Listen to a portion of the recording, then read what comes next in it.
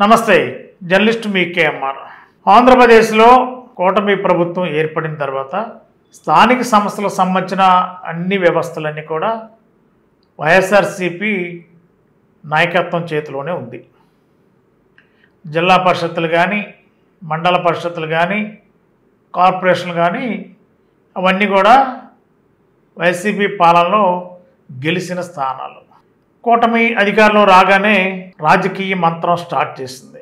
జిల్లా పరిషత్తుల్లో చైర్మన్ని ఆ పార్టీ వైపు లాక్కోవటం, అదేవిధంగా మండల పరిషత్తులో ఉంటే వాళ్ళపైన అవిశ్వాస తీర్మానం పెట్టడం, కార్పొరేషన్లో కానీ మున్సిపాలిటీలో కానీ మెజారిటీ వైఎస్ఆర్సీపీ ఎంపీటీసీలు కానీ లేదా మెజారిటీ వార్డు మెంబర్లు కానీ వీళ్ళంతా ఉంటే వాళ్ళని టీడీపీ తనదైన శైలిలో రాజకీయాలు చేయటం, కూటమిలో ఉన్న ఏ నియోజకవర్గంలో ఆ నియోజకవర్గంలో ఎమ్మెల్యేలు ఒక రాజకీయ కుదుపుతున్నారు.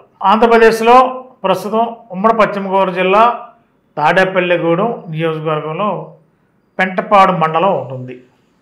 ఈ పెంటపాడు మండలానికి వైఎస్ఆర్సీపీ ఎంపీపీ ప్రస్తుతం బాధ్యతలు నిర్వర్తిస్తున్నారు. మరి ఆ మండలంలో 19 ఎంపీటీసీలకు గాను 15 వైఎస్ఆర్సీపీ గెలుచుకున్నారు, 2 టీడీపీ, మిగిలిన జనసేన మ్యాండేట్ పైన మిగిలిన 2 గెలిచారు.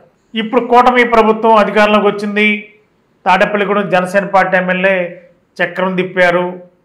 వెనక నుండి రాజకీయ వ్యవహారం నడిపితేనే కదా ఇదంతా జరుగుతుంది.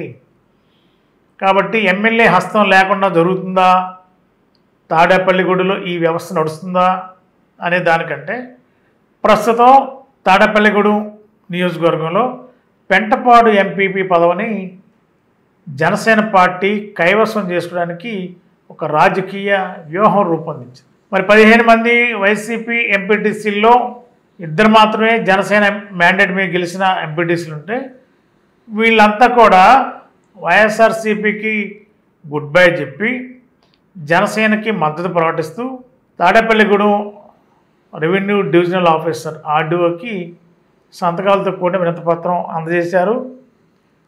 ఒక నెల రోజుల్లో ఎన్నికల కమిషన్ నిబంధనల మేరకు తాడేపల్లిగూడెం ఆర్డీఓ పెంటపాడు ఎంపీపీ ఎన్నికని నిర్వహిస్తారు.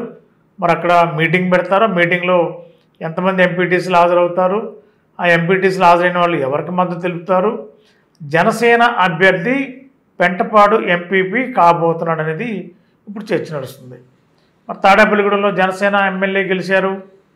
మరి అక్కడ కూటమిలో తెలుగుదేశం పార్టీ ఉంది, తెలుగుదేశం పార్టీ ఎంపీటీసీలు కూడా ఉన్నారు, టీడీపీ కూడా నైతికంగా మద్దతు ఇచ్చిందని కూడా మనకున్న సమాచారం. మరి ఈ నేపథ్యంలోనే నెల రోజుల తర్వాత తాడేపల్లిగూడెం అసెంబ్లీ నియోజకవర్గంలోని పెంటపాడు ఎంపీపీని జనసేన పార్టీ కైవసం చేసుకోవటం ఖాయం అనేది సుస్పష్టంగా కనిపిస్తుంది.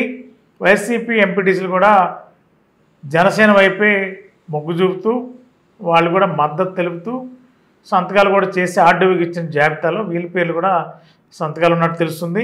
నెల రోజుల్లో తాడేపల్లిగూడెంలో మరి వైఎస్ఆర్సీపీ ఇన్ఛార్జ్గా ఉన్న కొట్టు సత్యనారాయణ గారు మరి 15 మంది ఎంపీటీసీలో ఎవరిని తన వైపు ఉంచుకుంటారు, ఎవరు జనసేన వైపు వెళ్తారు, కూటమిలో ఉన్న తెలుగుదేశం పార్టీ ఏ విధంగా వ్యవహరిస్తుంది, చాప కింద నీరులా తెలుగుదేశం పార్టీ మరి జనసేనకు సహకరిస్తుందా, చాప కింద నీరులా తనదైన శైలిలో రాజకీయ వ్యూహం రూపొందించుకుంటుందా, జనసేన పార్టీ ఎంపీపీ పెంటపాడు మండలం ఉండకూడదని ఏమైనా ఒక ఆలోచన చేస్తుందా, ఏం జరుగుతుంది అనేది ఇంకా క్లారిటీ రావాలి. ఏదేమైనా తాడేపల్లిగూడెం రాజకీయం రోజు రోజుకి రసకందంలో పడుతుంది.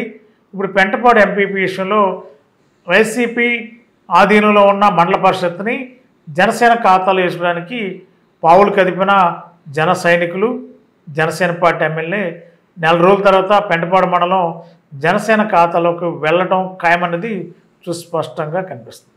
Thank you.